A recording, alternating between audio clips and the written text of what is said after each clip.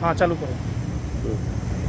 नमस्कार महोदय, मैं प्रदीप कुमार छोटे से शब्दों में अपना छोटा सा परिचय देना चाहूँगा।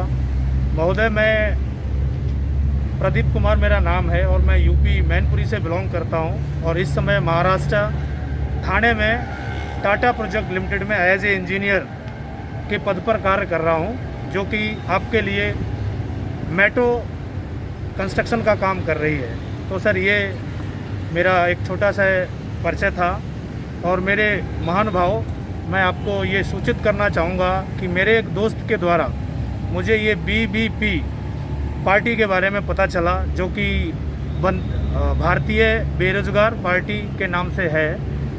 तो मैंने माननीय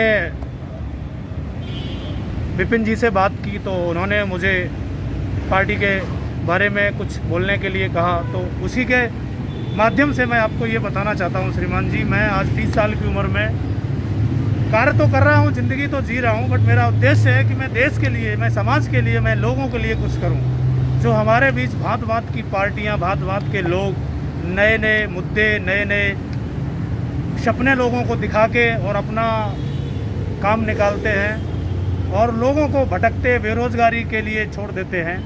और मुझे बहुत खुशी हुई जब ये पता चला कि आपने इस बेरोज़गारी को एक मुद्दा बनाया है और इसको एक विषय बना के इसके लिए आपने पार्टी का चयन किया है। तो पहले तो मैं उन विचारकर्ताओं को नमन करूंगा, प्रणाम करना चाहूँगा जिन्होंने इस पार्टी को एक नया मार्ग दिया है, और उनके विचारों को मैं सैल्यूट करना चाहूँगा, जिनके बेरोज़गारी को लेके विचार सामने हुए, प्रकट हुए, लोगों के समक्ष आ रहे हैं। तो श्रीमान जी, बस मेरा यही लक्ष्य है कि मैं भी इस पार्टी के लिए कुछ करूं। और मुझे लगता है कि आपके श्रीमान जी ये मन में विचार आएगा कि मैंने मुंह पे ये क्यों लगा रखा है।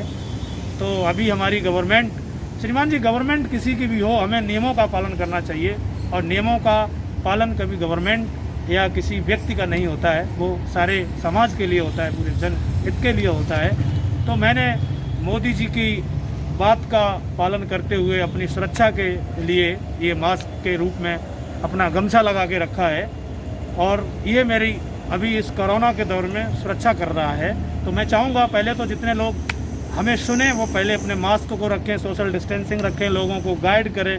और हम कभी किसी को तभी कुछ बता सकते हैं जब हम उस चीज़ का खुद पालन कर रहे होंगे। और मैं अभी ऑन ड्यूटी हूँ, जैसे कि श्रीमान जी का अभी निर्देश हुआ कि प्रदीप, आपको इमीडिएटली कुछ अपने बारे में एक वीडियो बना के भेजना है।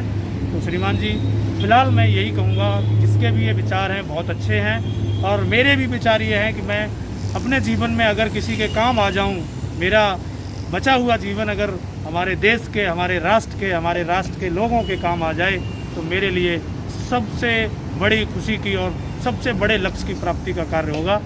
इसी बात को कहते हुए मैं अपना चेहरा भी आपको दिखाना चाहेंगे श्रीमान जी।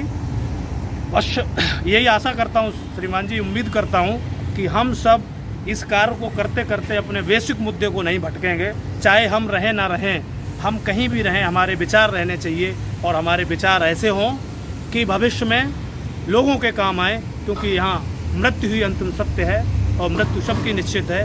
तो किसी भी कार्य को करने से पहले श्रीमान जी हमें बहुत ज़्यादा गहन अध्ययन करना चाहिए, क्योंकि आज जो हम सोच रहे हैं कल किसी के ज़िंदगी का हिस्सा बनेगा। और इसी के साथ मैं अपनी बात को विराम दूंगा। धन्यवाद।